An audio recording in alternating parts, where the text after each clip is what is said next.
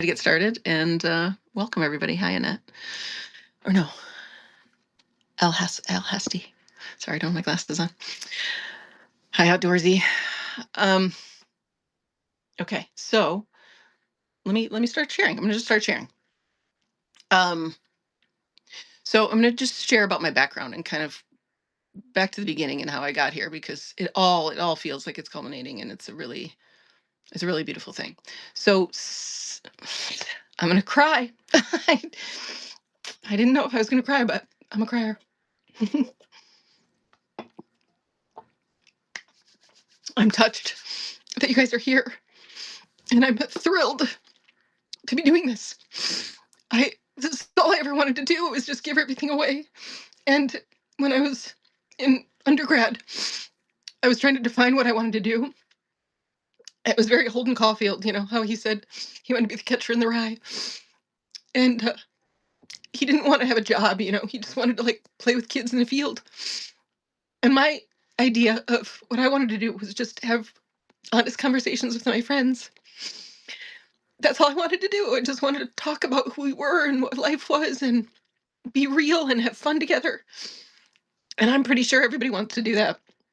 We just want to play with our friends. We don't want to go to school. We don't want to get jobs. And so I'm doing that. And every day of my life, my adult life, I've gotten further and further along to doing that. And so I just think of you all as my friends, and we're just gonna have real conversations together. And on my end, that sometimes includes crying. I'm very touched by all of you being here, and I'm thrilled. I'm just thrilled to be doing this together. So thank you. Hi, Cookie. Whew. Boy, if I wasn't crying before. um, so I get to do what I always wanted to do. I get to be Holden Caulfield and just play catcher in the rye and hang out with my friends. So thank you. Um, so when I was a kid, I was always like, what is going on with this world? I just wanted to like talk to the manager. And some of you know the story. When I was like 4 years old, I learned that there were such a thing as dogs in the world. And hi, Christy. Um, and I learned that you could have a dog in your house.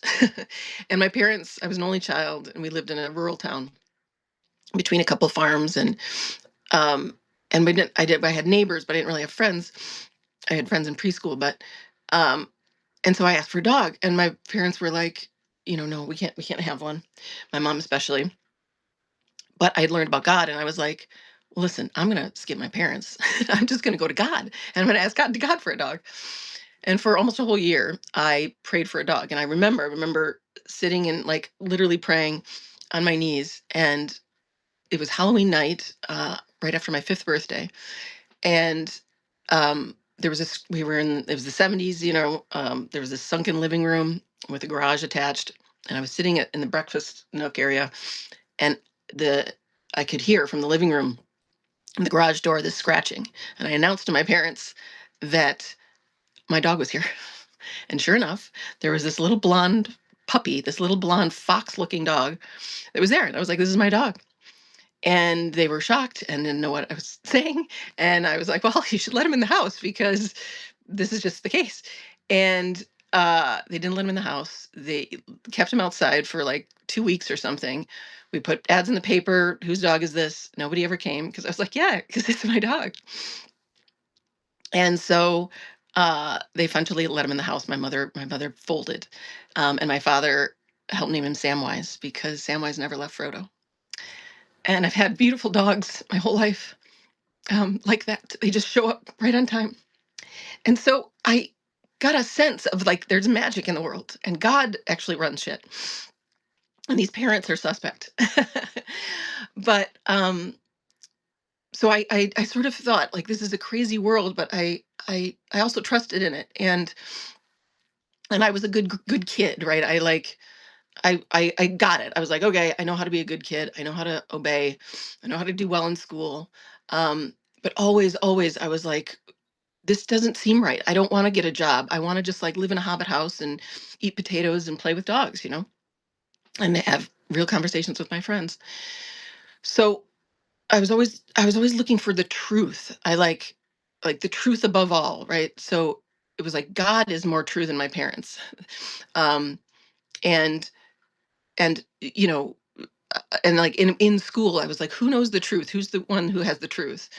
And I found them. I found good teachers, especially in grad school. When I got to grad school, I was like, oh, there's some wise people here. There's people who know things here. And I remember sketching out my dissertation, and I just had this big sheet of paper with truth in the middle. And I was like, who knows? And I was like exploring Gandhi and Martin Luther King and spirituality, and all these things started. And I was like, but truth with a capital T, who has it? Um, and so in so that's just always been this through line, through line, through line. And now, I teach truth, but in a reality. But I'm not teaching anything. I'm just pointing out what's actually always been in our face. But we've all been so distracted looking for truth or looking outside of the moment. And we have all these theories and all this insanity, theories about reality instead of just experiencing reality, being in reality. And it feels like I went, like we all do. We all go through this circuitous route, sort of like the book The Alchemist, right? Where he's searching, searching, searching. And then turns out the gold was buried in his backyard. You know what I mean? It's that diamond in your pocket thing. So that's why I'm crying today. It's like I feel like we're finally back home to where we started, and we just get to like point out truth to each other, heal as a result of realizing it, and play together and change this world because we have such insanity here. So my journey through psychology and spirituality um, has been this search for truth, and now I'm on the other side of it, where I'm sort of like an anti-therapist and an anti-spiritualist, which I'll say more about. Is because it's not against anything, but those fields of study, those fields of practice, in a way, just take us further and away from, again, just reality. But perhaps we have this world where we go on these circuitous routes, but I'm like, let's we don't have to do that. We could just wake up now. We could actually just play now, and skip this long journey. So anyway, I got into psychology. I started to find my resonance there, and I was looking for truth. There wasn't a lot of truth there. I liked William James's stuff. Um, there, and I like systems theory, and I liked pieces of everything else, like analysis, where you say, there's a lot came from your childhood. Sure, absolutely. In fact, everything comes from our conditioning. It isn't a chemical balance located in here, although we certainly are chemically imbalanced from being systematically poisoned, but that's for another time. So I'm teaching, and I'm in school and then later taught, and I found some truth. So William James said something that's actually the opposite of almost all of Western psychology. They're starting to come around. It's starting to be more about the body and more about somatic, the senses leading us and the body leading us versus this mental storyline that leads us off cliffs. So William James said, in our experience, right, whether it's another animal or a human animal, we feel something first, and then we have our conditioning story that comes on top of it, and then we have an emotion. So it's feeling, thought, then emotion. And I used to teach this course, and almost every other emotion theory, right? Because it was always theories, and emotion just means energy in motion, was the opposite. It was always mind first, because we think we are the head, we think we are the mind. That's who we are. And we're not. We're the awareness, the pure oneness, the everythingness that sees the thoughts. And all of those thoughts that you have, they're all shared. They're all part of everybody's conditioning. So Western psychology that compartmentalizes us creates this story of a separate self, and that separate self has a problem. And her problem is she's got depression, and there's these bad thoughts. Meanwhile, we've been basically systematically imprisoned and abused, whether verbally or physically, or both, in many ways, all of us at varying degrees. Um, it's like saying you're penning an animal and whipping the animal and verbally abusing the animal and going like, you've got a real problem. And meanwhile, we need to free the animal from all pens, let us run wild, let us sniff out where we want to live, who we want to hang out with, that's sanity, and we would all be sane were we wild, were we not penned up. Because we're basically treated like cattle, like imprisoned cattle in this world. So, that William James was one of the, it's like, oh, that seems true, because that is actually, he's actually talking about our animal nature.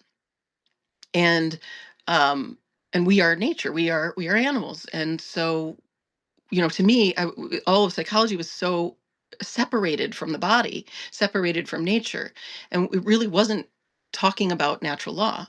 And then later, I worked in integrative health with medical doctors, um, and homeopaths and osteopaths and chiropractors and all that. And their training too was quite limited in terms of what they knew inside of natural law, because we have an upside down world where we are completely disembodied as a species and operating according to our stories instead of our bodies. So I became quite disillusioned in psychology. And I taught what I could when I found Inquiry, which is Byron Katie's work, probably around 2007, 2008. Hi, Joseph and Ken. Um, this really helped because it was all this theory and all this focus on the mind and all of this analysis. And and I was finding, as I became a practicing therapist, we can talk about your story, we can talk about what happened, but that doesn't heal, that doesn't move you forward. In fact, we can get really trapped in the story of I'm traumatized. I've got real problems. You know what I mean? I have depression. I have this thing, and I watched people get identified. I watched myself get identified. So Byron Katie's work is to take pure awareness. She doesn't talk about it this way, but pure awareness, and look at thought instead and questioning it. Right. So she has really easy 4 questions. Is it true? Can I absolutely know it's true? Yes or no only. How do I feel when I believe it? Who would I be without it? And I started using that with my clients, myself, and my students.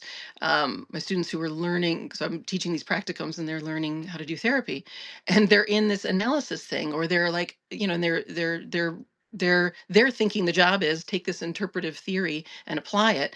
Meanwhile, nobody's practical lives are better, right? They're just sitting around talking, and the expectation is sometimes like for years and years and years, right? Where we're in time, which I just put out a video recently, where the main delusions we have as a species are time and money, and they're the same delusion. And we don't heal because we're in time, we're in a story, we're not in the body. And healing means returning to wholeness, means letting the body be as the body wants to be. And there's a ton of pain in our system that's needing attention, the energy's needing to move through the body. All of this is sitting here unhealed, unprocessed, unreleased, because we're in our story of ourselves. But that isn't even real. It's just nothing more than a story. So Byron Katie goes, can you know that this is true? And it was really helpful. So I started doing that. But then I got to this point, right? Always looking for what's true, that the main story, right? And this goes into my years kind of with the non-dual and spiritual teachers. The main story with it's the trouble that in a way all the others stick to is this, which, they don't need the story of the self to necessarily stick to, but it's the main suspect one. So it's the story that there's a separate self in here operating this thing. And that's not true. You can look for yourself. How would you do that? And if you had domain in operating this thing, would you choose the thoughts you have? Would you choose the parents you had? You we it's not. It's being operated, which is not to say that we don't have a creative role to play, let's say, but it's not. It's really in going with God, going with natural law, going with what's true, versus having a story of yourself, how you should be, how you're going to succeed, how you're going to get money, how you're going to survive, and then applying that. That's where we're all trapped. That's where we're all trapped. So Byron Katie's stuff started unwinding thoughts inside myself, but the main one was this story of a self And then that self isn't good enough, isn't worthy, isn't lovable, doesn't belong, is weird, has real problems, is sick, um, shouldn't be this way, this way, this way, this way. So, so I would do this inquiry work with everyone, um, and it was and and it worked. It worked. A lot of releases, a lot of openings. Inquiry is a beautiful thing. And my students would be, in a way, right before they would go, I would do these practicum seminars, and it would be right before they went to internship. And I'd be like, you know, listen, the self doesn't exist, and let's question everything. And I'm going to get you to do that with your clients, right? And so, in a way, it threw away everything that they learned. And so, I watched students, I watched clients who felt like they needed their story. Like, wait a minute, a good therapist and somebody who's successful and somebody who's smart knows a lot of things about dead white guys theories. And then clients who um, would hold on to their story because it's what they thought got them attention, right? I'm sick and I've got real problems. That's the only time they got attention from their families, for instance. So there's all these complexities in why we might hold on, what the fear is in letting go of that story and just being. So I ran into that, and I ran into that in myself. And then the next phase of realization for me was in starting embodiment work, right? So I'm waking up from my thoughts. I'm teaching my clients and students to do that. I start to move off of academia. I was in community mental health, group practice. Um, I worked in the poorest neighborhoods in Chicago, and I worked in some of the wealthiest. Um, and pound for pound, I have to say, the least happy people were the wealthiest because they came from lineages, right? Colonizing lineages that were all head, right? We're very much not in the body. We're not um, living according to natural law, living. And so, which is not to say that not having money in this world isn't its own hell, but I've found it really the worst hell is in being completely disembodied and pursuing a story, like however many families in the north suburb of Chicago where the only thing they care about with their kids is whether they look good to the neighbors, right? And they're going to their best school and they're getting the good grades and they look the part, right? So talk about a neglected child, talk about a neglected body. Whereas, on the West Side with moms who had no money, but they were actually present for their kids. They actually, not no money, but very little. Um, there actually was a much more presence and less story. Different kinds of hell, but it's all hell in this world that makes us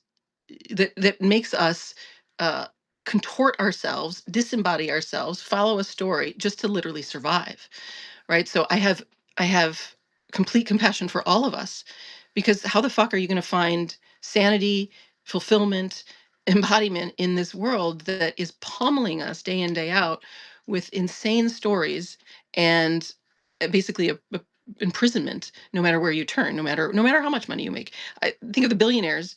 I don't see people more miserable than that. Like there couldn't be more imprisoned, right? Just completely all in the head.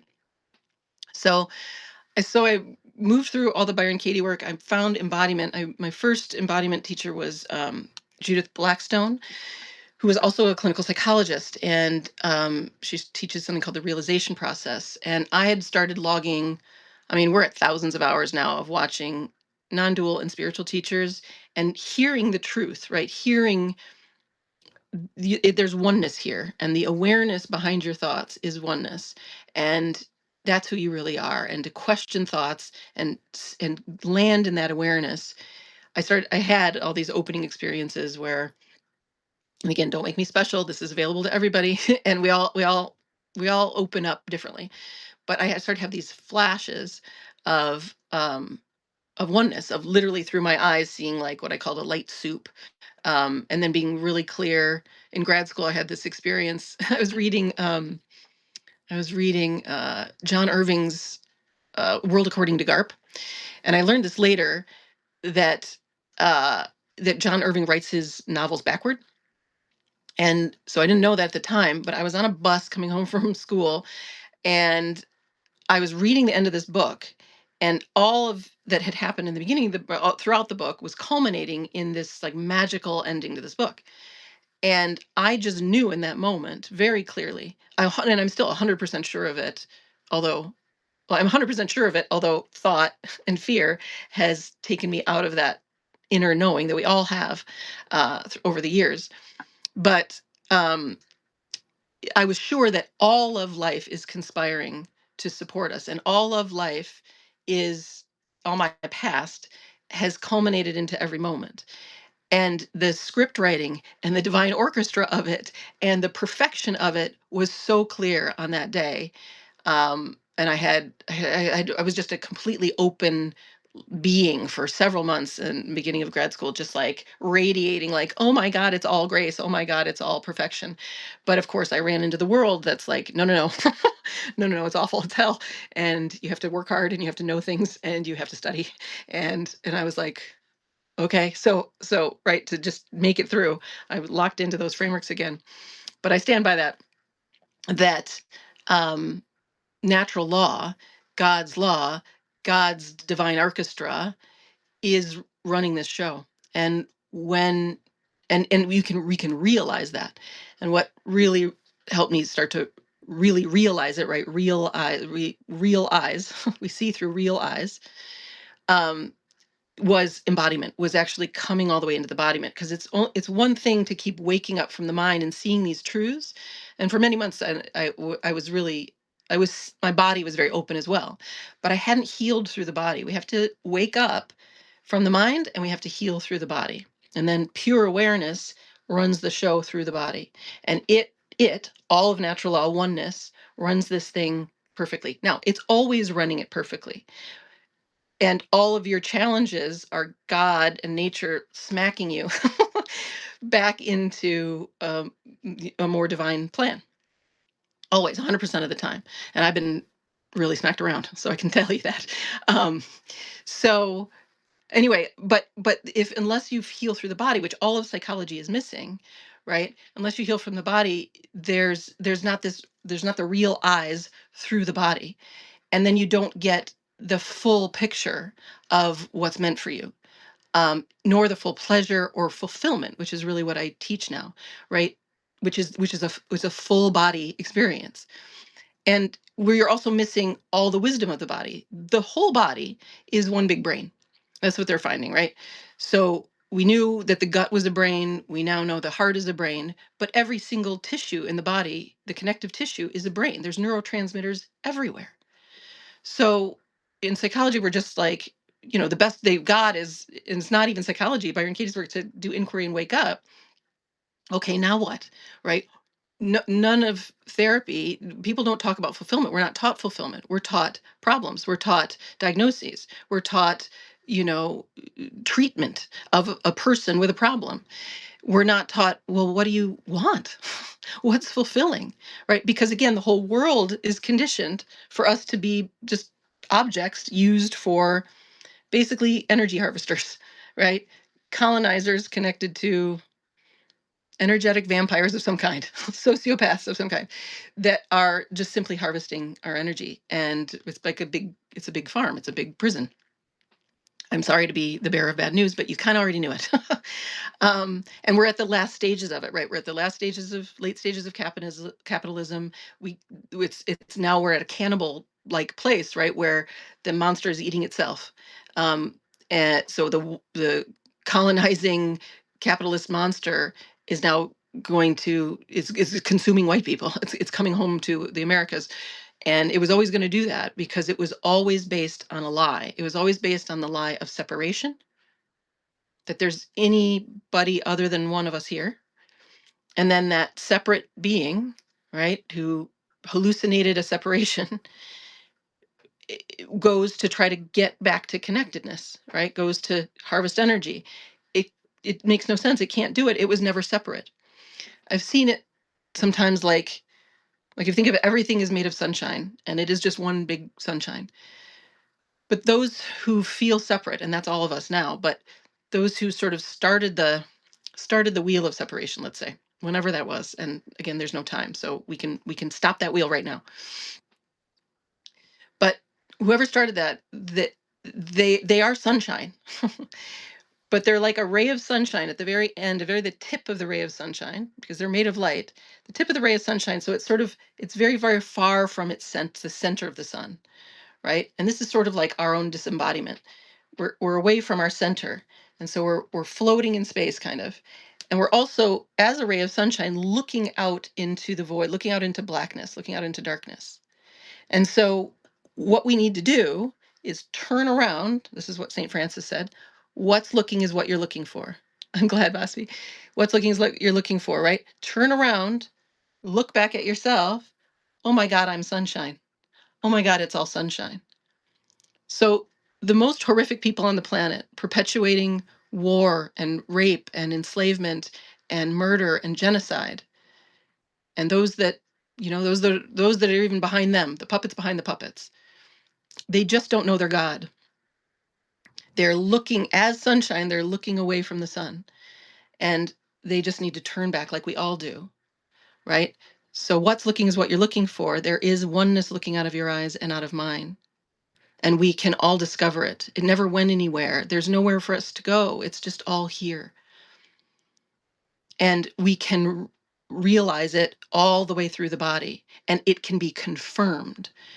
This is why I'm kind of an anti-spiritualist. I'm not anti-spirit because it's all spirit. It's one spirit. And then there's all these different flavors and voices of spirit. And I talk to spirit all the time, and all kinds of different voices, including my beautiful recently deceased pup, who I swear I might talk to him more now that he's dead, including my dead mother, including my dead stepfather, where now, because I don't locate them in the body, I don't tell that story. I just talk to them. And I tell you, my dog who died, Radagast, I mean, he's, I tell people that Radagast taught me moxie because he had a lot of moxie. He has moxie. But I had no idea he was teasing me as much as he does. Like he like trolls me. He's just teases me. So now that I'm opening up, right? And we all we open up like radios to the channels of us, all the channels of us. And so those that are the most closed off, right? They tell a story of separation. Tell a story of aloneness, all pain, all not true. And they're just sunshine that doesn't know their sunshine. Who wouldn't be sunshine? Who isn't oneness? There's nobody. So we have to stop warring with even billionaires. Not that I don't love to call them out and point right at them. That's my new favorite sport is, just challenging people. But I'm doing it with a laugh in a way because it's a joke that they're separate, that we have anybody to fight. So we're all healing this one body. We're all opening these channels inside this one body. And then we just have to do it for ourselves. And then I tell this to my clients all the time. I'm just going to read what Randolph wrote here. Yes, what is happening now in our extractive capitalist system is not a bug in the system, but an inevitability now manifesting. Exactly. Exactly. It's all what's going to inevitably happen when we play a game of separation.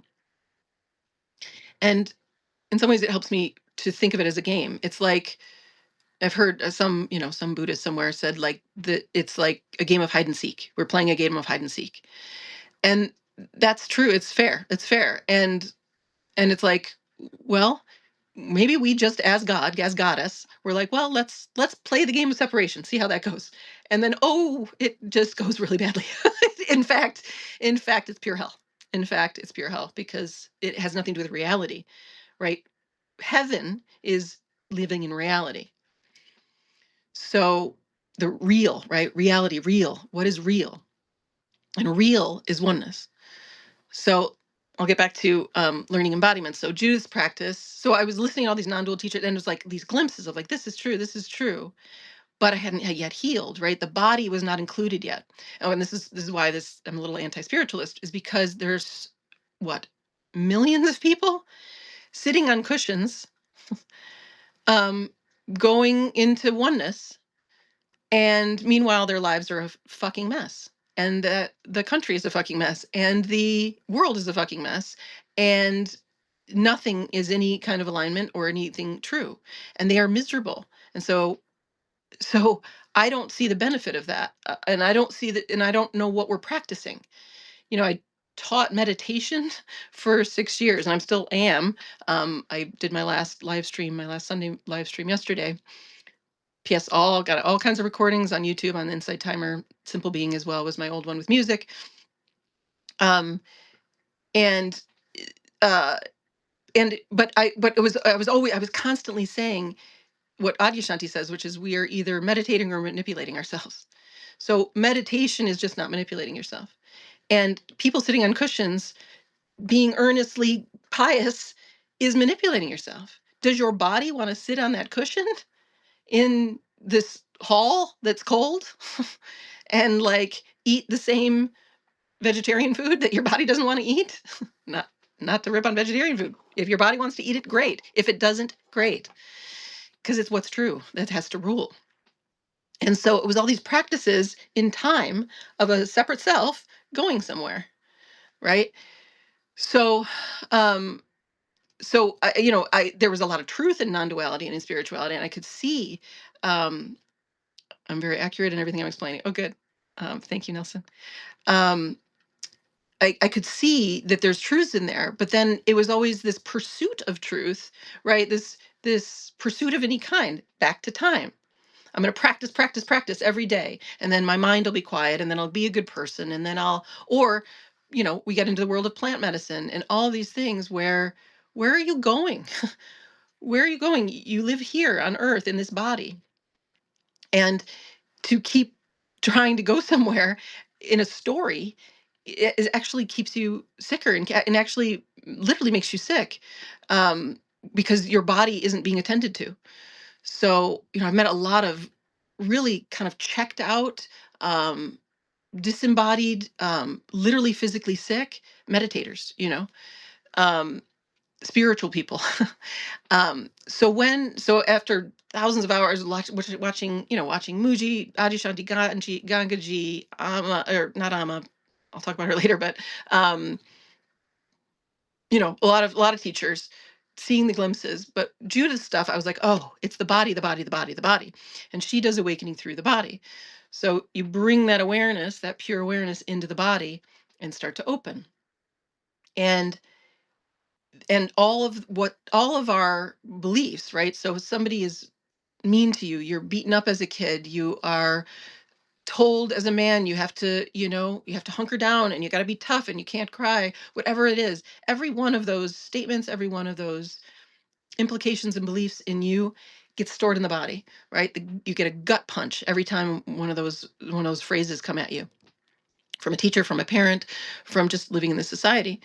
And every one of those gut punches needs to be released. Now, that doesn't have to be this enormous process. Um, these days, with my clients, and I'm gonna generally refer to everybody as friends. Sometimes I'll talk about clients as like an abstract, like to clients in general. But if I'm referring to a particular person, I'm always going to use the word friend, whether they're a friend or a client, because all my clients are friends, and nobody needs to know whether they're a client or not.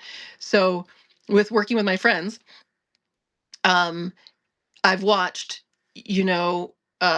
can't wait for some tea. Oh, I've got the tea. Um, so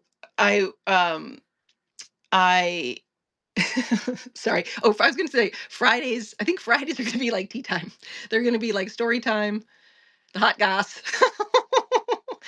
um, yeah. So and not just me. I mean, it's not going to be about gossip. It's obviously, like, that's not. We're not Real Housewives over here. Um, there's no staging, but I mean, there's a little bit of staging. I wore a nice dress. um, sorry, I got off track. Uh, what was I saying? Okay, so I gotta not read the comments until I'm ready to read the comments. Uh, but I did say it was gonna be improv. Um, so Judith open. So we store all this in the body, right? So I've watched friends heal, a lifetime of something by that gut opening and them wiggling around. Vaspi is a great move to, like, literally wiggle your stomach, and that all of that stored energy of the thousands of times you were gut punched from your mother and your father, opening and releasing. So when I started doing Judith stuff, I was like, oh, I get it. Like it's this opening. Um, and I even said to Judith, like, what about combining Byron Katie's stuff um and your stuff? And she was like, yeah. Because it's like, he- you know, question the mind, open the body, question the mind, open the body. Then I found, and so then that's the real realization where, because I was only getting glimpses, and I also couldn't teach, like, same thing with my clients, right? And so all of psychology and all of spirituality doesn't really include the body, and that's where all the healing goes down. So, and that's where the real, like, the real realization happens, where you confirm viscerally that oneness, and your whole body confirms it. By David. Um, so so the Judas stuff was really helping, and I was teaching it to my clients. Um, and then I found a teacher um, who told a lot of truth. I actually can't say much more about them because lawyers, and worked with this person for several years. Um, and I will spill hot goss, but I'm going to have to be limited in what I do about this person. But what they did do was, like, I'm looking for these teachers, I'm realizing these things. This person dared to see the stuff still in my system, right? Because I was always the one who, like, I didn't have a therapist who was better than me. And this person was like, hey, you have this belief about yourself and your marriage, for instance. And she was right. And so so I was like, oh, this is somebody who knows more than me. Now, the reason it all went really wonky is that I I then disembodied with my old belief, which we all have, that they know more, that there's an authority. There's an authority beyond your body, beyond you. You as pure awareness connected with you, this body, that's the authority. And my gut that was like, not so sure. There's truth, but I'm not so sure. My gut, I didn't listen to it. I didn't listen to it. And I had to get smacked around. Life needed to do all this. But what was great was that this person and Zach Bush, who I'll spill tea on, and Amma, and all these other sort of high level, you could say, healers and teachers, um, I, I, how do I want to say? So what happened with this person was an enormous betrayal, including the whole community. Um, I literally had to, like, escape my own home, lived in a hotel for 3 weeks, went to our Santa Cruz property, lived there by myself for several months, a lot of legal stuff. And um, and what I learned was that all of my fear and all of my limiting beliefs about myself weren't true. I was also faced with some real demonic spirits along the way there before the big betrayal. Um, I challenge smacked my ass around, and what it did was it smacked out any remaining fear. And that's why in the last year I've become really fearless, because I don't believe one fucking thing here anymore. It's like, it's just all lies. Every single fear is lie. Every single limitation is a lie. It's all a lie. And I know it now. Um, and anything in me that was like, they're better, they know more. And which earnestly was like wanting to collaborate. Um, I got there and I was like, oh, they don't know more. In fact, not at all. In fact, they're running a story. In fact, they're running a story of specialness. They're running a story of separation, and they're special, and they're on a pedestal, and they're the middleman between us and God, us and reality, us and enlightenment, us and whatever. There is no middleman. There's nothing in between. There are no authorities. We're just reflections of light, and we're all equal. And I see through something and I point it out, and then you see it too. Nothing I say has any weight or any influence unless you verify it as true, and you're verifying it over there. So that proves it didn't come from me, and it didn't come from me. The insight, right? I'm seeing something, right? Isn't my insight. I've said this, but like Tesla said, that none of this came from him, right? It's downloaded. It's just a truth that's seen, and then you see it, and we see it, and we feel it together. We're just seeing and feeling truth together. That's all we're doing. And so again, this is a decentralized process where you reflect truth to me, I reflect it back to you, and it isn't located here, and it isn't located there, right? We're just sharing. So what God did, right? What life did, what the universe did, whatever word you want, source did, was conduct this incredible orchestra where I was glad to hear you woke up from that bullshit. Love you, Meg. I love you too, Cookie. Mwah. I love you. um, yeah, total fucking bullshit. Total fucking bullshit. Somebody's better than somebody else. Craziness.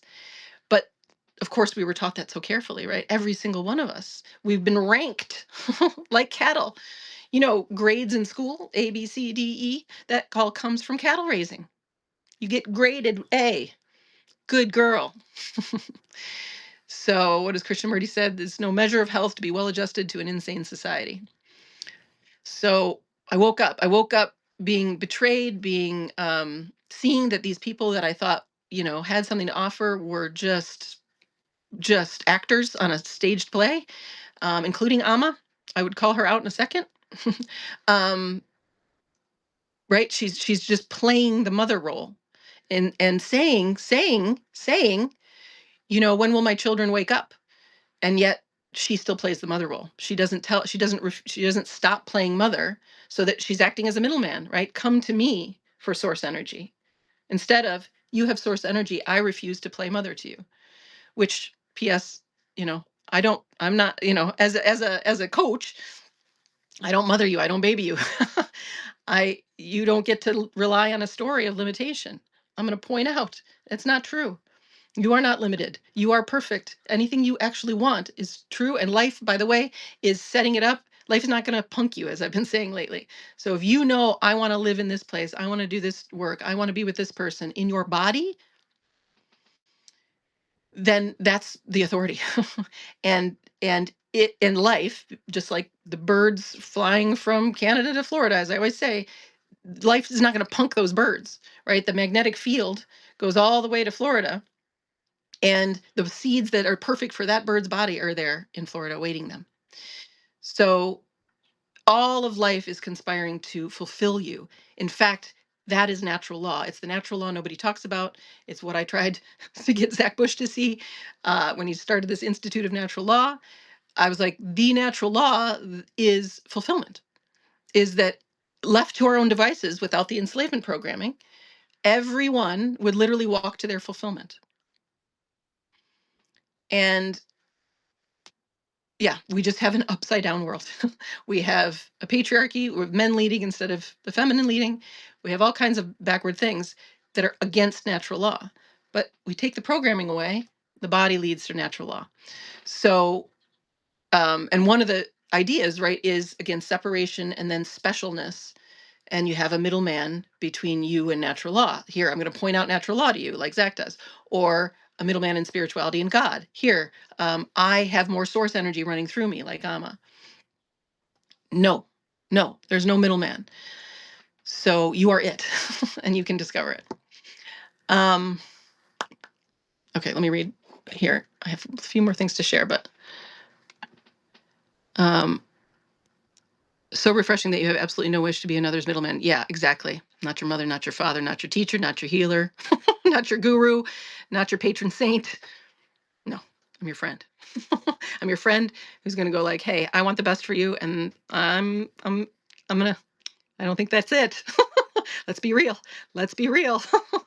That relationship, that job. And then let's be real at the macro level, right? Where it's systems change. So, yeah. The mother role is something people tend to believe so easily. I know. Well, this is it. It's like the worst one, right? And I see so many women who've lost their own natural purpose, their own natural proclivities, right? The creative work, things that they loved because they identified as a mother. And they think, I mean, of course, women, we've been basically told we're nothing if we're not wives and mothers, right? Because we're just objects meant to please men. That's basically the story of the feminine, right? It's we're in service to men when in fact, like I said, it's upside down. The masculine is meant to be in service to the feminine. That's natural law because the feminine is the source through source, right? She's source is source. So I always give the example of like the pregnant woman wants this exact sandwich and the masculine is built to give it to her, right? Just go do the action, give it to her. And then he serves life because that exact sandwich had the exact amount of vitamin A and fat and protein and everything in it.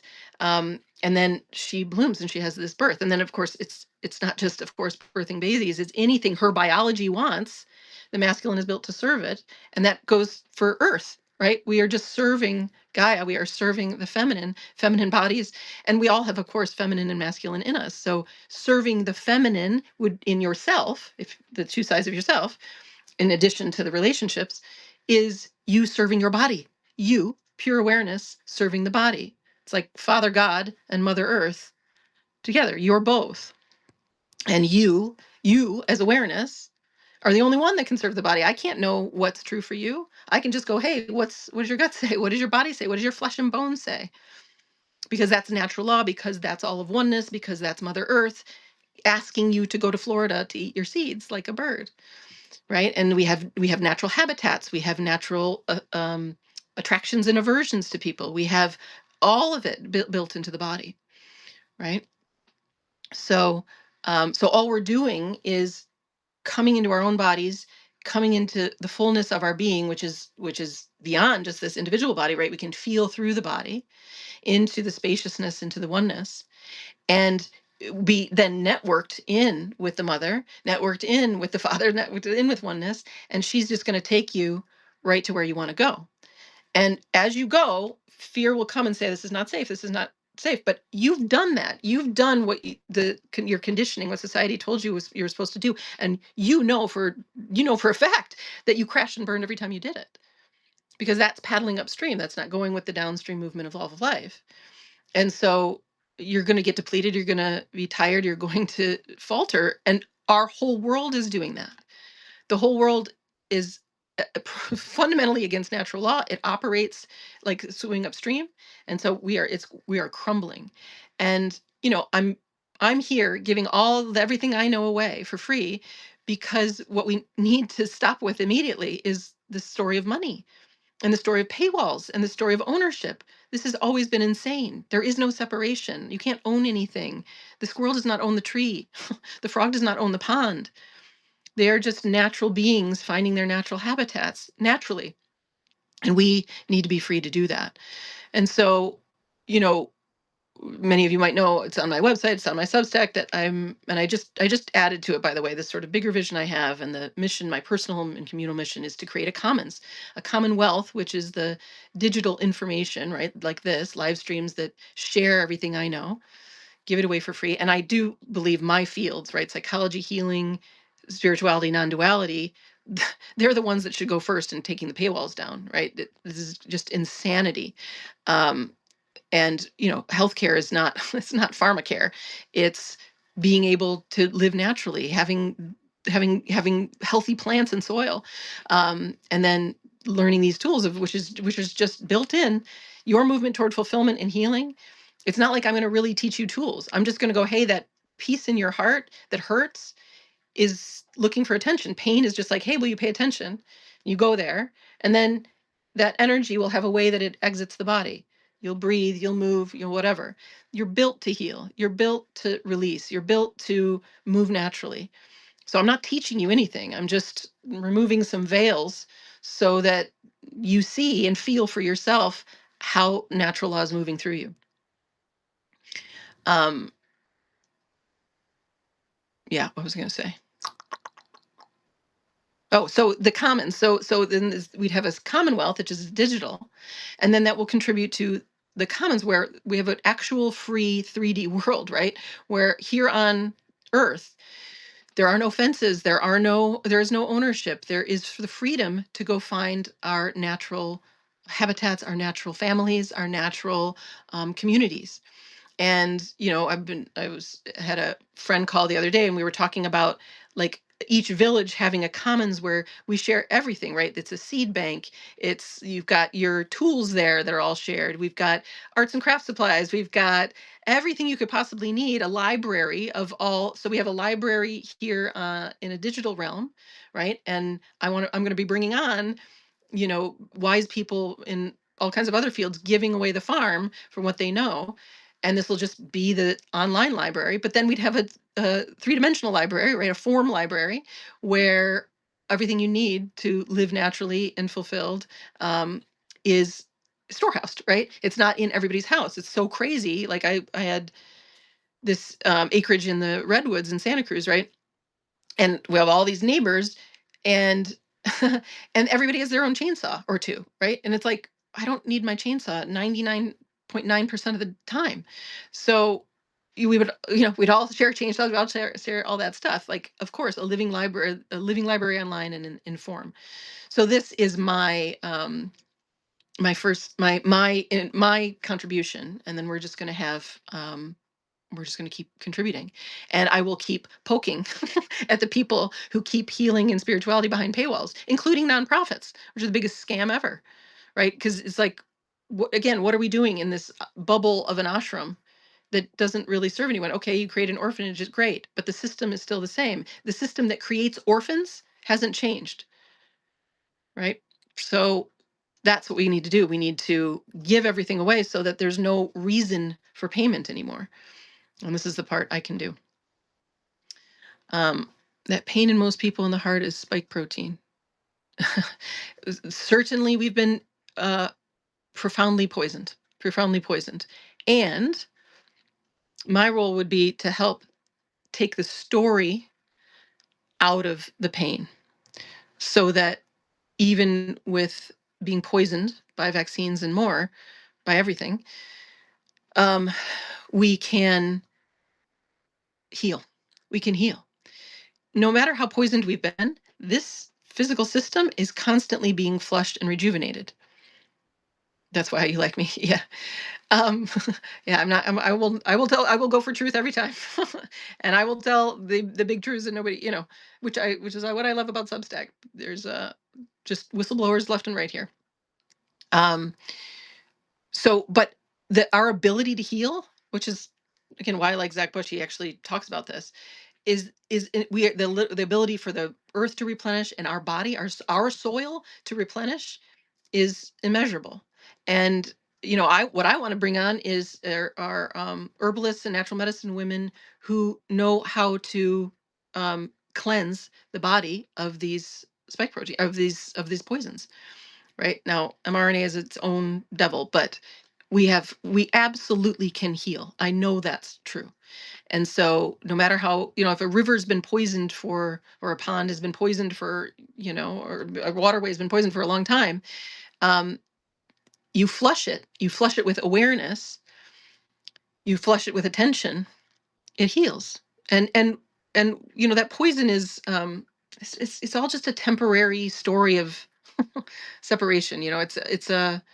It's an attack, it's a war, it's again, it's germ theory and instead of terrain theory. But terrain theory isn't even a theory. It's all terrain. There's one terrain here. So so all of medicine is built on separation and war, essentially. Western medicine, obviously. So um but but no matter how much we've poisoned ourselves as a result of that, the default is actually toward oneness. The default is that river goes to the ocean and is cleansed. Um, so so I know we can all heal from all this poisoning. Um, yeah. Let's see. Is there more I wanted to say about that? Anyway, so this is the comments. So here we go. Today's the start. And we're all a part of it. And I was going to share about kind of how I see the week going.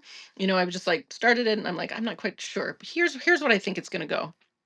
I think Monday's going to be like this. I think it's going to be me riffing on stuff that came up. I think, and just sharing and opening up Q&A, just like I'm about to do here for the last half hour. And so, and then the Tuesdays are going to be possibly, likely, I'll bring a guest on. I'll bring a wise person on.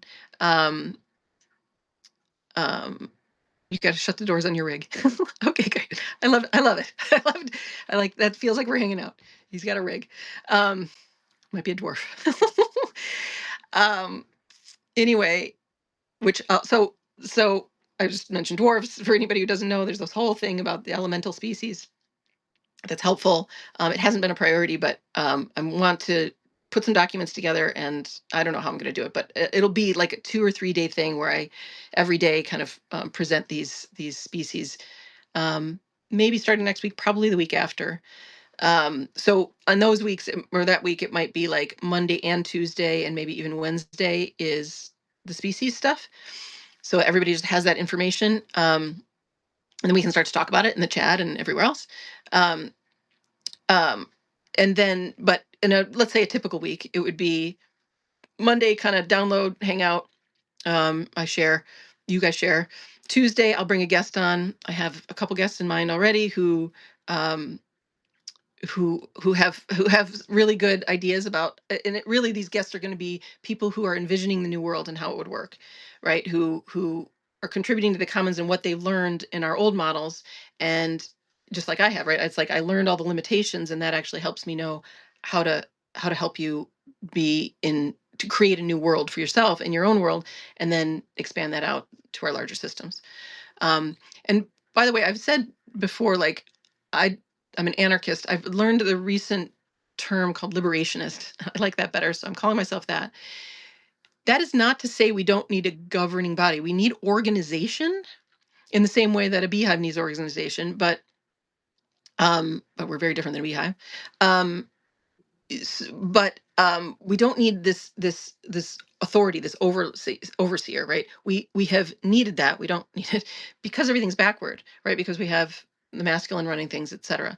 So if, as people, there's that meme that goes around of like, I don't want a president, I want a council of indigenous grandmothers. I'm like, yeah.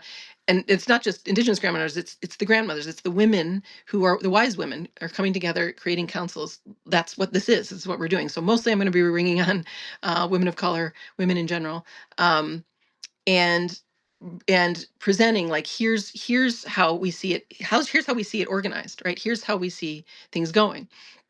So I'm a healer type. Um, these folks are a little more. They think in terms of systems. I'll introduce them when they come. But Tuesday will be wise guest kind of day. Wednesday is likely going to be like the one-on-one session. So this Wednesday, Randolph and I are going to chat. And session is really loose. It's a conversation.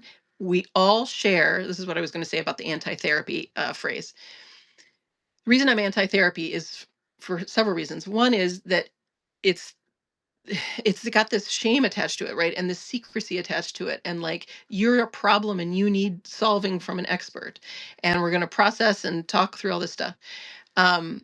When in reality, your thoughts and beliefs and your pain is completely shared.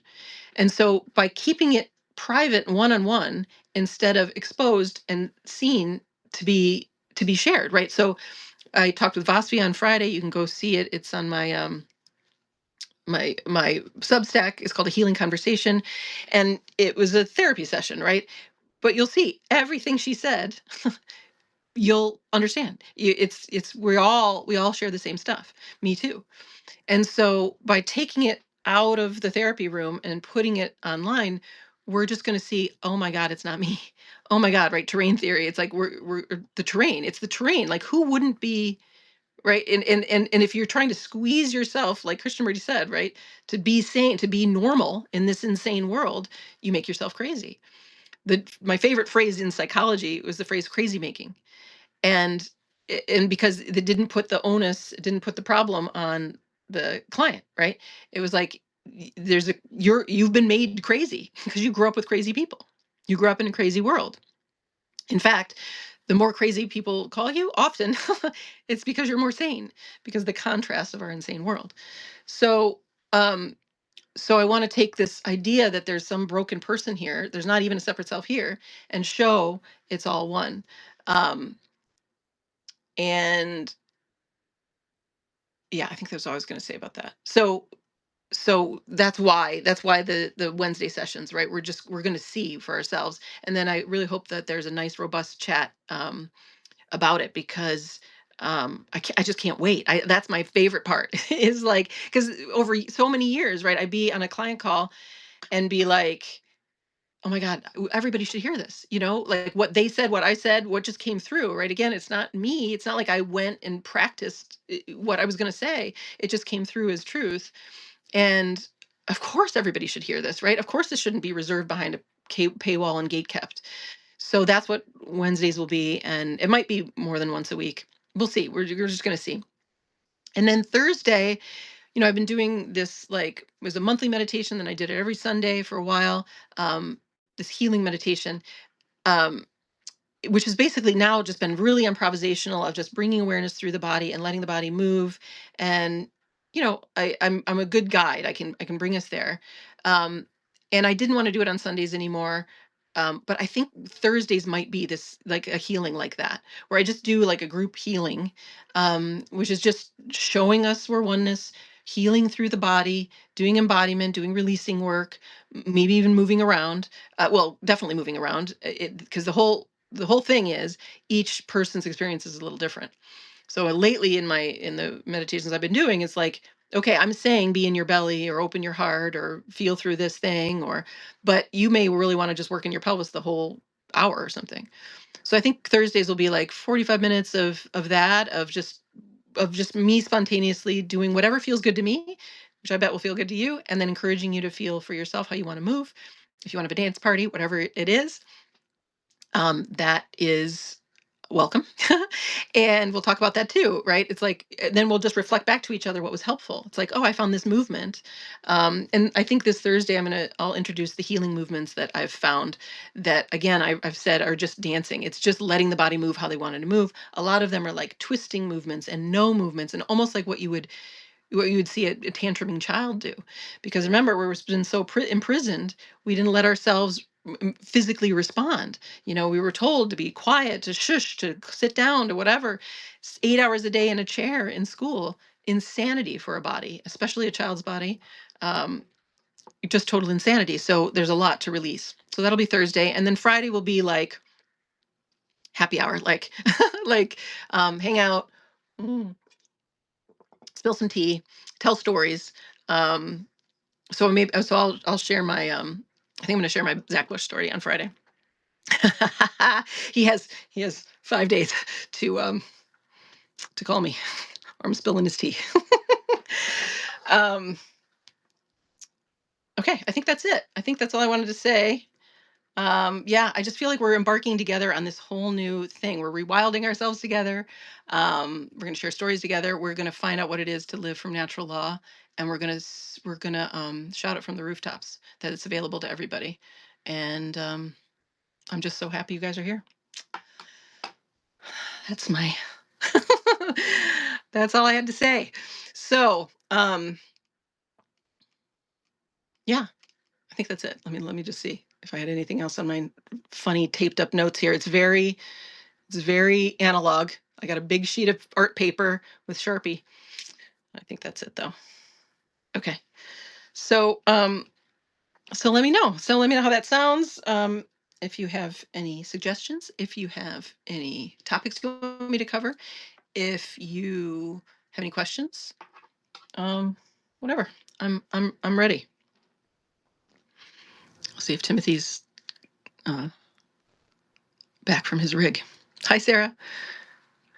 Hi, Emily. Hi, Rennie.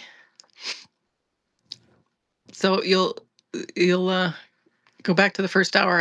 I spilled all the beans. I shared everything I'm going to do. Gave my background.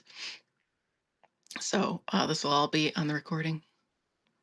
And also, I'm my own writer, director, and producer.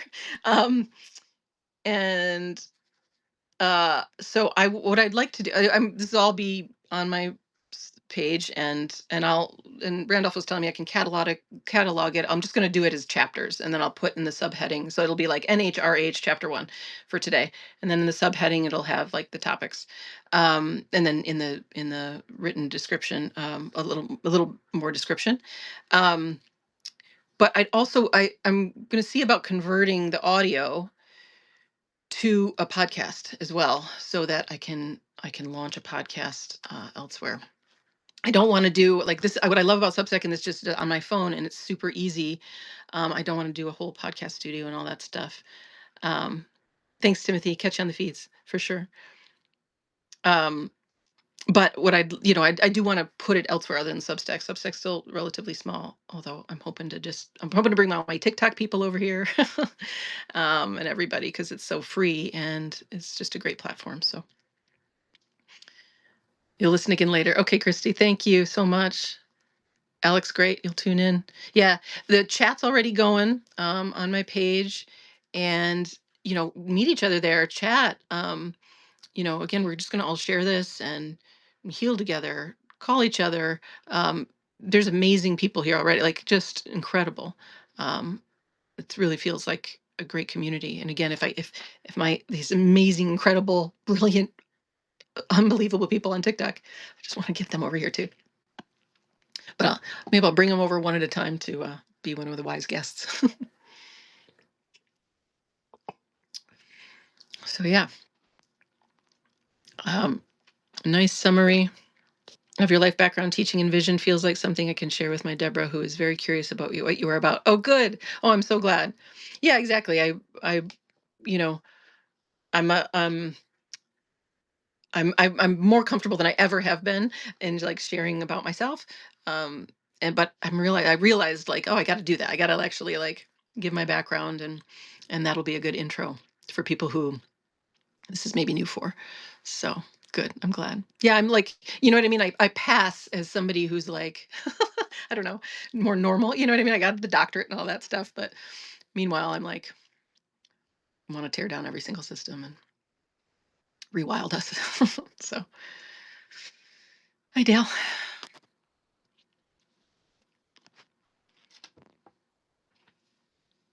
Anything else you guys want me to talk about, or have questions for today? It's going to be I mean, we have so much time together. It's going to be so great. We have an hour and a half every day. And I kind of love it. I kind of like, I haven't had a real job for a while. I did for many years. And oh my God, I worked my little tail off. I had 3 jobs going for 10 years, you know. But now it's, intermittent client calls, and just writing and thinking about this stuff. Um, and now it'll be like every day I'll go to work, and I'm sort of loving it. But again, it's work. So thank you all for being here, all 34 of you. And yeah, I love it, Randolph. Like, spread the word, right? Like, everything I said, and everything I'm teaching, and everything we'll discover together, everybody wants to know. Everybody wants to be free. There's nobody who really wants to still be in the matrix and live according to their limited conditioning. That's just not true. So I think this is probably a good one to send to folks, because it's like, I don't know, it just rings everybody's bell. And there's a certain level of ripeness where, some people are so lost in the matrix and completely convinced of their limiting beliefs and are terrified of empire falling down. But I'm here to tell you, it's already done. It's over. It cannot be sustained. It is against natural law. So we gotta, I've called it like the Titanic is shifting. We've got to build an ark. We've got to actually have a container to lift people up out of the rubble of empire. And so people I never thought would be open to this, ready to heal, ready to admit defeat in their marriage, admit that they don't have purpose, or all kinds of things, are realizing it, are like, yeah, it's true, and it's time to get real, because that's what we're That's what's going on right now. It's time to get very real in your individual life. Like, stop lying to yourself. What's true is going to have to reign. Authenticity and realness is going to be the only sort of currency moving forward. And a current sea, right? It's the wave. It's the frequency of authenticity is our new frequency. And people who study frequency and all that say that authenticity, not even love, authenticity is the highest frequency. And that's true because it's the real. Well, this is what I was going to say earlier. I'm remembering now about healing. Something maybe Timothy said, I don't know, but it was that healing through the body. So the body is always saying, like, here's pain and here's hunger, and so you just bring attention there, and it's built to heal. And awareness, and that includes healing from vaccine poisoning and stuff. So, meaning like an herbalist will know, will feel into her body and your body, like, here's what the body needs. It's an energetic frequency. But I used to go to these energy psychology conferences for 12 years. I think I went to 12 of them. And toward the end, or I don't know if it was like the last few years, this woman named Beverly Rubik came, it was a keynote, and she's studied healing of all kinds, and especially energy healing, for 35 years. And so it's like Reiki and healing touch and acupuncture and acupressure and EFT and all these different things. Um, some of which I have I have a certificate in EFT and tapping, and what's called Ask and Receive, which is just asking from source. Um, and the only thing blocking us from Ask and Receive is our limiting beliefs. And I had the limiting belief, again, that there was another authority other than me that stopped me from doing this. this is what I wanted. I want to just create the comments and hang out with my friends, right? But those are gone now. So anyway, what she found, the mechanism for healing, all healing, is it's basic physics. She says matter follows energy, which follows awareness. So here's this material form. Here's this spike protein in my heart, right? And I have myocarditis. But if I bring awareness, that pure awareness into my heart, I'm literally repairing tissue. I'm opening up the blood vessels. I'm circulating the lymph, and I'm starting to heal it. And we know there are miraculous healings, because it's not about belief. It's about attentiveness. It's about being with yourself, meeting what's here, being in reality with that pain in your chest. And that, so the awareness moves the energy moves the form. And I've witnessed to this in myself and hundreds of clients over the years who have healed pain. I had in integrative health, I had a lot of chronic illness patients or clients. And so people who had serious Lyme disease, chronic illness, pain, fibromyalgia, they wouldn't fit the symptom diagnosis anymore. So anything's possible. Babylon 2.0. I like it. Al says, thank you. I found you on TikTok and immediately resonated with you and wanted to be your friend. Then I saw your cost per hour on your website and thought I'd never interact with you. So this is such good news that you're so accessible, and I feel privileged for your time and kindness. I just love you. I love you too, Al. Thank you so much. I'm so glad you found me on TikTok. Great. Good. Bring TikTok people over. Yeah, so this is the public service thing, right? I've always been a public service. I never really wanted to charge anything. My clients will tell you that I'll see them, and then it's like it's next week or the week after that I charge them because I forget.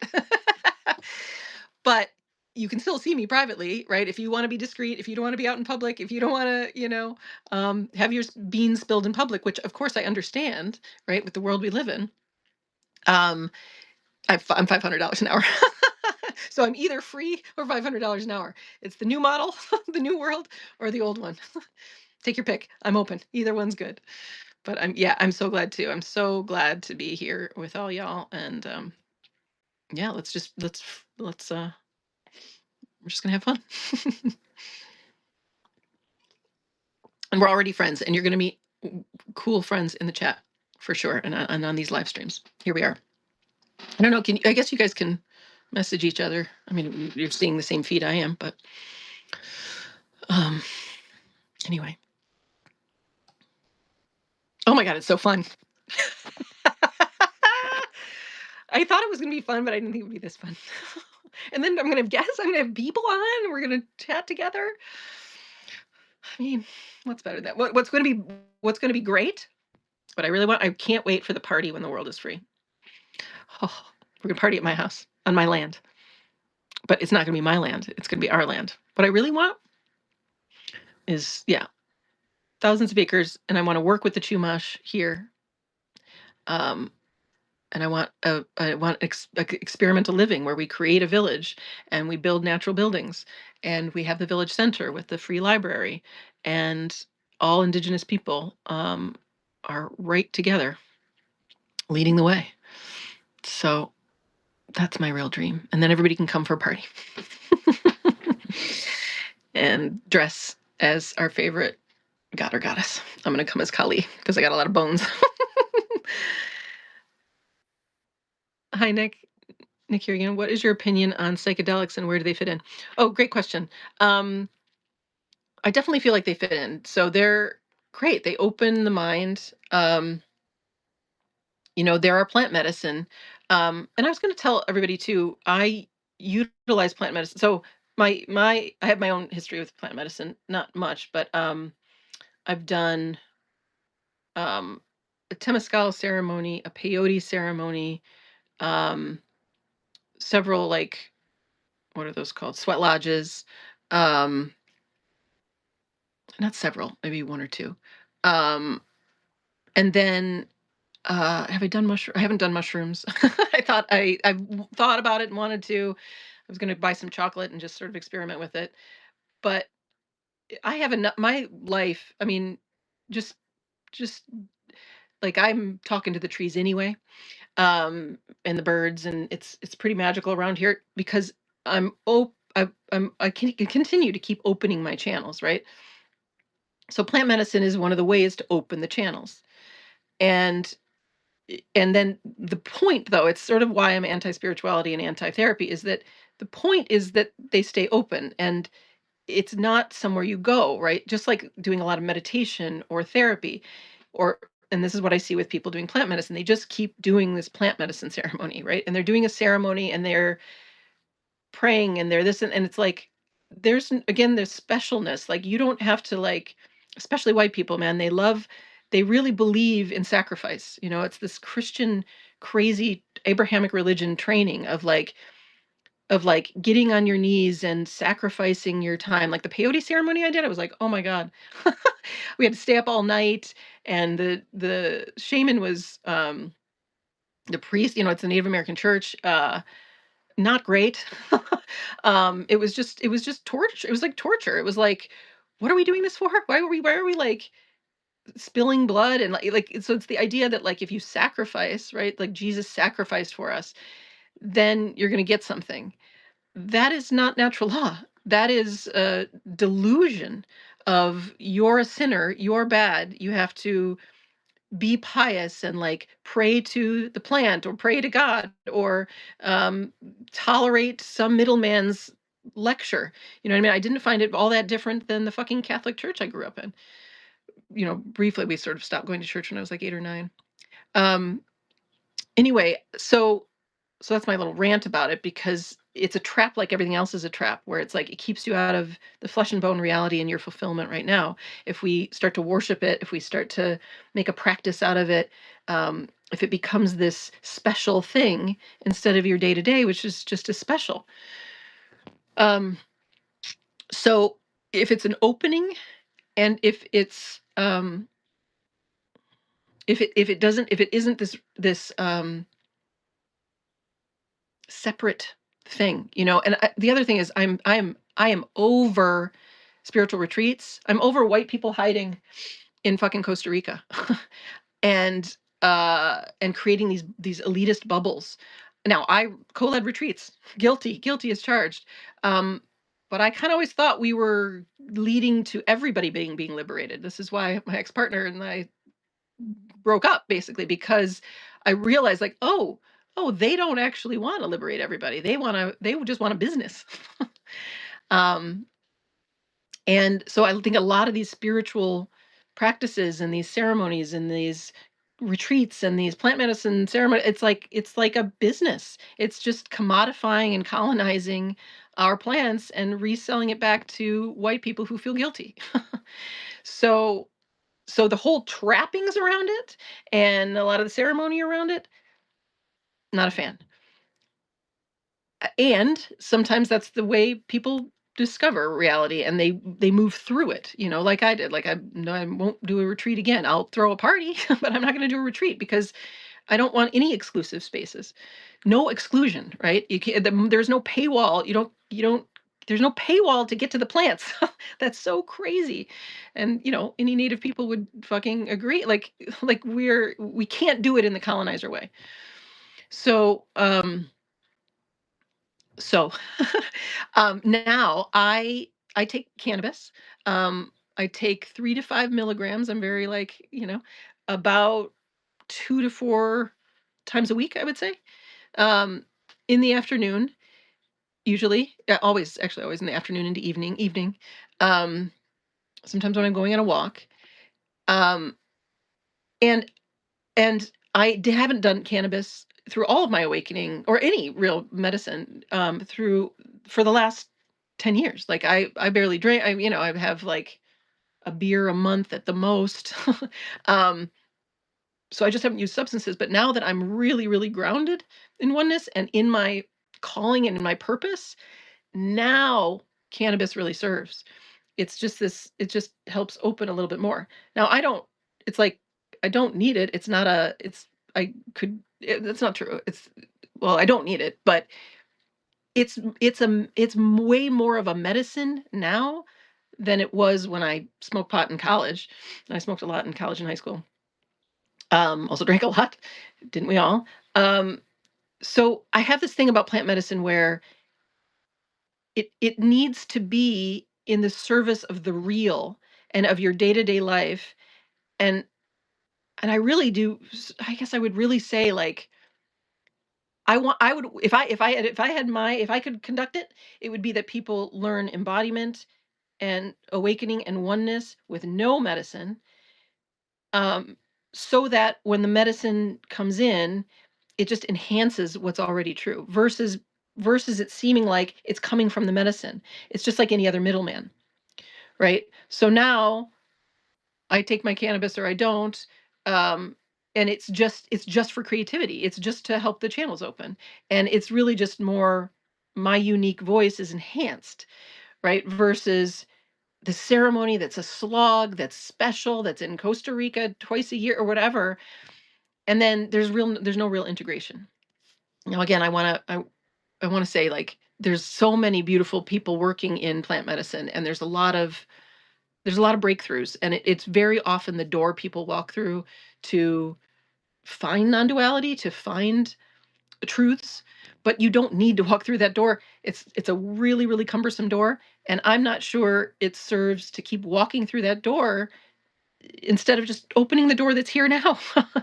and utilizing plant medicine in the way that it's meant to be used, not as a drug, not as a check out, not as a special thing, is more just like the food and part of your herbs, right? So my medicine is my food, and that includes cannabis. I eat, and so if we had a free world, I'm sure there would be a lot of other plants that help open different channels, right? I had a friend who did a lot of plant medicine, and she worked with sage and noticed that sage has these different messages and different things. So I'm all for that. I'm all for, like, all of medicine being plants. But currently the plant medicine gig is very sort of segregated and exclusivist and elitist kind of, and kind of keeps this middleman, this separation, instead of, like, day-to-day realization going. So I hope that answers your question.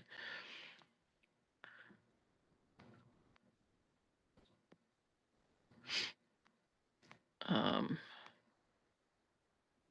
Nick, I hope it answered. I think it probably did. Sarah says, question about the village. I've thought about this a lot. How would we protect ourselves and especially our children when living in a village? This is what has prevented me from pursuing it because I feel it would attract predatory people. 100%. So this is, the men need to wake up, realize that the focus of all of life is on the women and children, on the women who then protect the children. The women serve all, men serve the feminine. So we need the men to stand for women. We need the men to protect women. Now, almost all men on this planet right now are misogynist. So we are not ready for this. But as the men wake up and stake their claim and say, I will protect women, I will stand for women, I will not participate in this anymore.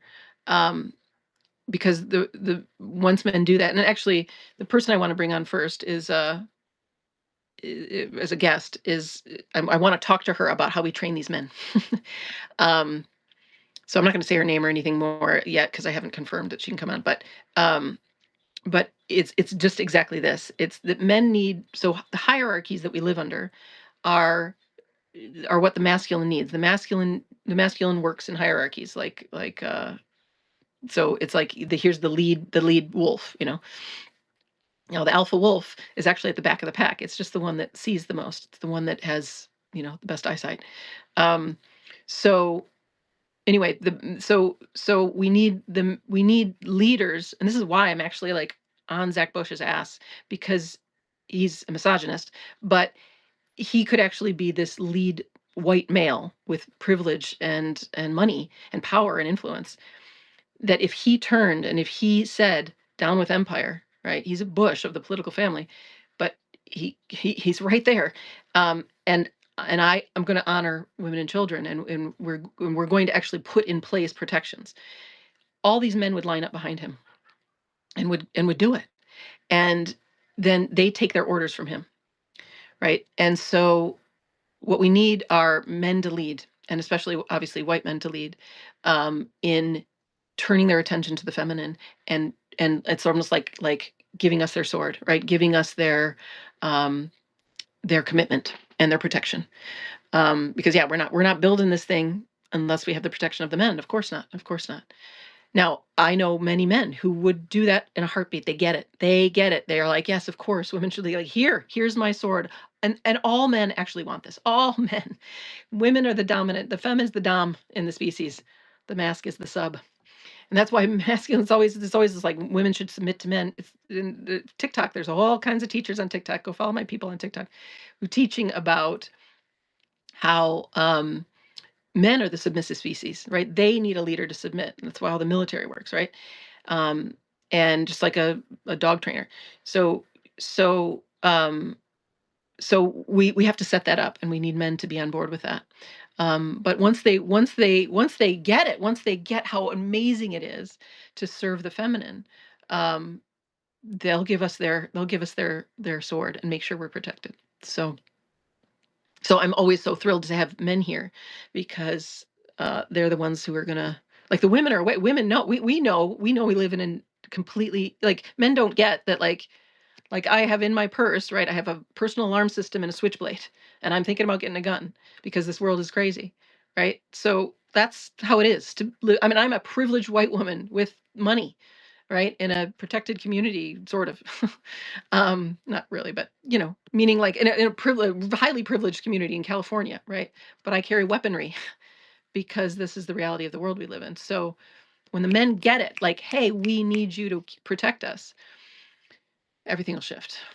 So yeah, we're definitely not there yet. Beautiful deep truths. Thank you, Nick.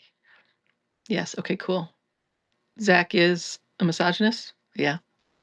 Yeah. I'll spill the beans on Friday. I'm going to tell you the whole story. It's a good story. This is very true. I'm not seeing that. I'm seeing an overwhelming movement, more feminine men, not so much in my age group, but younger generations. Oh, well, try being a woman. When men don't listen to women at all, generally. And certainly, yeah, there's a feminization, but like, men haven't been allowed to be the feminine side of themselves. So I'm all for men exploring the feminine side of themselves.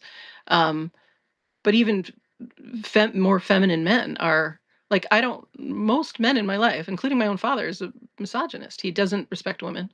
Like, men just don't generally respect women. And, I'm like, I make sure I look pretty online, because they certainly don't respect you if you don't look good. We are basically seen as objects. And yeah, I mean, I don't know, women can chime in here, but yeah, it's It's an issue. But and I don't necessarily blame the men as to being misogynist. Like the whole world is. It's the enslavement of the feminine, including the earth. Everything's built on that. I have some older white guys on TikTok or on Substack who are like, well, when women left the house and feminism came, and that's the whole problem is that women left the house. I was like, we needed to be able to leave the house. We were enslaved in the house. My grandmother didn't have a choice. My mother didn't. My mother couldn't have owned her own house until the late 70s. Um, so no, we had to be able to work so that we could free ourselves and become independent, right? All women on the planet are enslaved. I have women, highly privileged white women, who friends who are like, I'm like, if you weren't dependent on your husband, would you be with him? The answer is no. But they don't have the independence to go yet, right? So we have to empower women, teach women, right now in the money system, make sure they have financially independent. But you know, yeah, we got a lot of misogyny on our hands. Thank you. That's helpful. Okay, good. We so know, right? So the more we openly express our needs, we are creating this in our lives on a smaller scale. Exactly. Exactly. It's like women. We need to stop centering men and stop tolerating their bad behavior, and only accept those that are in service to us, right? But we need to know what it is. So that goes back to just pure awareness coming into the body. What does she want? What do I need? And then doing it for yourself, giving it to yourself, and daring to ask for it, um, from everybody in your life, right? And then it's like I was the breadwinner in my marriage. I stopped talking with my father. I've cut off a lot of men, um, um, and I now, and all of that was my own internalized misogyny, and my own, right, not good enough, and my own, they must know better, that put my attention outside of my own being and onto them, and let them lead me. Um, but men don't know how to lead. They're not meant to lead because they aren't sourcing source through them. And so when men find service, they are so happy. They are just so happy, because they don't know, then they're all trying to like lead each other. And if you've noticed, all these men with podcasts, they're just leading each other off cliffs. They don't know what they're talking about. We're going nowhere. But yes, so the women have to find it first, and then we can speak it into existence. We can show them where to go. We can lead them, and the men will come. The men will come when we cut them, when we're like, listen, you don't have access. So what I was going to say is that, I've cut many men out of my life, and it's just, and not cut meaning like the door's open if they come correct. Like, they could, but most of them have just left of their own accord, because they know they can't. They're not going to be messing with me. But it's a zero tolerance policy, right? You disrespect me. No, no, I put up with zero disrespect. And that, by the way, was taught to me by women of color for sure, because white women, oh, we put up with so much. So it's time we are the ones sitting next to the white men with power. I mean, most of us not so. But again, this is why I'm like at Zach Bush, because I'm like, you're sitting in a colonizer chair from a long colonizer line, and you're 1 degree away from the guys who have the levers. And I have a zero tolerance policy. And you will work for the new world. You will work on my clock, doing my work, our work, for women, for the feminine, for the earth, for truth. So yeah, I've become a firebrand in my middle years, postmenopausal firebrand. All right. I'm gonna wrap it up because we'll be back tomorrow. But exactly, Sarah. Lots of feminized men instead of manly men. They're brainwashed them into being metrosexual. Yeah, it's the like, I don't mind them exploring their femininity. Like, I know so many men who, like, try on makeup or jewelry, all that stuff, like, beautiful. But it's the idea that like the focus is on them, in a relationship, right? Like they're the star, and really the focus should be on the feminine, right? They're meant to serve, and of course their needs matter, all of that stuff. But like it's the I I it's not their gender expression. It's where the attention is going, right? And in terms of relationships. Um, and men have just been taught that they're the focus. They're the they know more. They're better. They're the whatever. And so there's a lot of like there's a lot of resistance to losing the focus, right? To being the better of the species kind of thing. So, yeah. Yep. Looking forward to those lessons and being rightly protective. Cool. Cool. Yeah. I'm going to bring on my friend sooner than later. I'm a feminist who chose to stay home raising my 4 children. I love being a stay at home mom, but I had plenty of finances, a very generous and kind husband. Exactly. So that's the difference. And if you had a good match, I mean, it's of course you loved it, right? Like absolutely. Um, the feminine just building a home and helping everybody flourish is our right alignment. But most women just don't have that. They don't actually have that experience. It's a compromise. And compromise, everyone loses. Everyone loses. And, I mean, all the stats are in that unmarried and child-free women are the happiest. um, and that like marriage serves men much more than it serves women because women do men's labor instead of men doing the labor and women doing the creative expression and um, the sourcing of everything. So we've had everything upside down. I have a dream of building an all-women recovery center, children welcome. Totally, that's what we need. Now that my girls are adults, I love working and being more in the working world. Yeah, but I would not do this while raising my daughters. Exactly. It's a lie that we can do both, really, and be fulfilled. This is exactly what I've been telling women. Great. Great. It's time. It's time. I know. It's here. Yes. Yes. Hi, Michelle. I just shut the front door. LOL. He did not take it well. Yeah, they don't take it well, but they're very trainable. These men are trainable, so stay on it. Stay on what's true, and they'll adjust. They'll adjust. All the fire stays inside postmenopause. I know, right? I know, right? It's so true. It's the chemicals in the environment too. Yeah. I like a shower and go man, not a man who primps for hours. I know. I like the man who will do the labor, right? Like get some muscles. I don't, it's enough with the talking.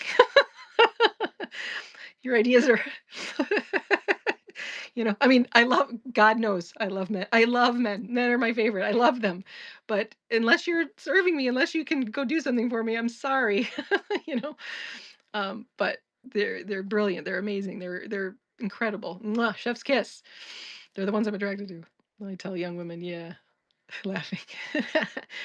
All right, y'all. This was such a pleasure. We're gonna do it tomorrow. Tomorrow. Tomorrow. I'm training my boys right then. Oh, good. I love to hear it. Love to hear it. And this is what I'm gonna. I hopefully my friend can come on next week, and we're gonna talk training. We're gonna talk training, boys and men. That's like step one. Thank you, Sarah. All right, I'll be back tomorrow, and yeah, so great. See you in the chat and every day. Talk to you soon. Bye.